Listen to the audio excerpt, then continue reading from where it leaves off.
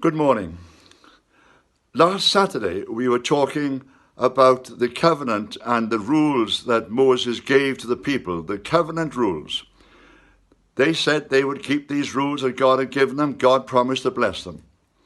But it was a conditional covenant.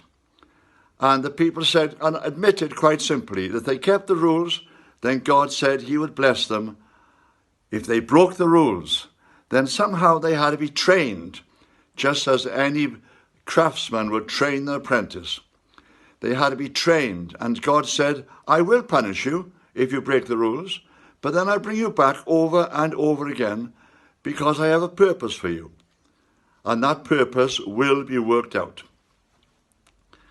Now, on Saturday again, we were thinking about how they tried to keep these rules and failed, and how finally they were exiled to Babylon under Nebuchadnezzar. And while they're in Babylon, the great prophet Ezekiel explained to them how they had not kept the Sabbaths and how they had broken the rules. So when they finally came back into the Canaan and re-established themselves again in Jerusalem, they decided to set up a Sanhedrin which would oversee them and make sure they didn't break these rules. Now here's an example of how things were added to the original rule. God said, you must keep the Sabbath day holy. The purpose, so that they could concentrate on God, and they could concentrate on their families, and they could have a day of rest. This was going to be an essential part of their culture. They took this simple rule and they added 1,200 more regulations to that one rule. Why? To try and stop the people from breaking the original rule. If you go back into the Gospels again, you find Jesus clashing with the members of the Sanhedrin over and over again. If you remember, he healed a person by the pool of Bethesda. And he said to him, pick up your bed and go home. And the man, having been healed after being ill for 38 years, picks up his bed and walks out. And they catch him as he's walking out. And they say, what are you doing? It's the Sabbath. You're not supposed to be carrying your bed.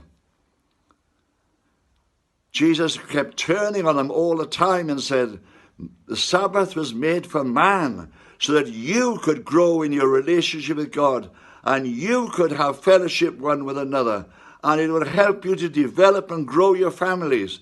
There's a great blessing in the Sabbath. But instead of that, you've made it a burden upon people's shoulders. Now, one other thing which I want to point out from the New Testament. They were terrified.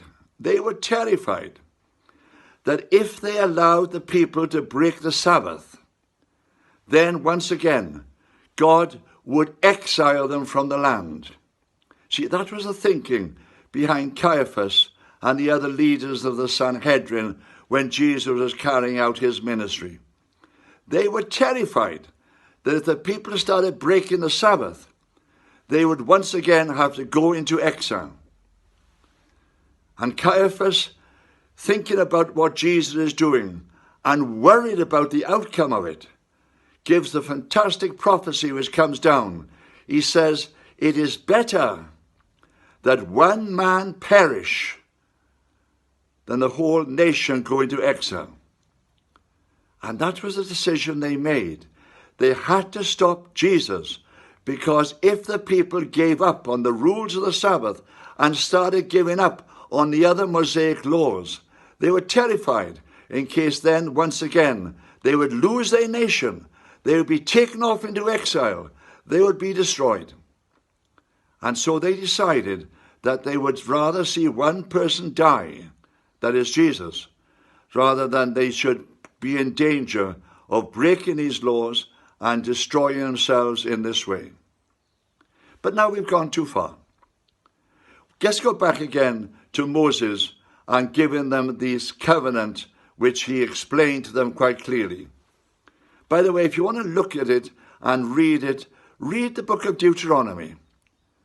The book of Deuteronomy is a book, the last of the 5 books of Moses, and it explains quite simply what it was all about. Moses, of course, did not travel into the promised land. That was by the people who were led in by Joshua. But as the story of the Jews went on, it is a story over and over again of how the people were trying to keep these laws, failed to keep these laws, were punished for breaking the laws, and brought back to God over and over and over again. As we look at them, we find that the nation was first of all governed by the generals when they went into Canaan, then by the judges, then by great prophets like Samuel, and finally by kings like Saul and David. And we'll come back to David tomorrow, because with David we have yet another covenant made.